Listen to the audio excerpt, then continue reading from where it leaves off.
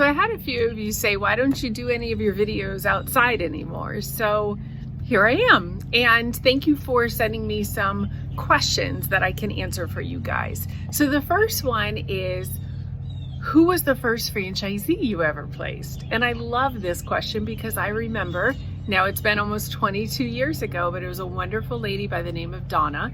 And Donna, her husband was the breadwinner, and she had had a great career, and then, stayed home with her kids and got to a point where she was like, I have time on my hands. I want to do something.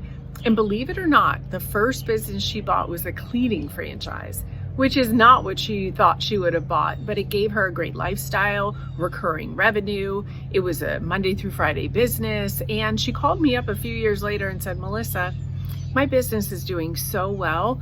I'm actually playing more bridge and golf than I want to. And so she started a second franchise. So she used that as a lever to create more of a passion-driven business. So the second franchise was more fitness related.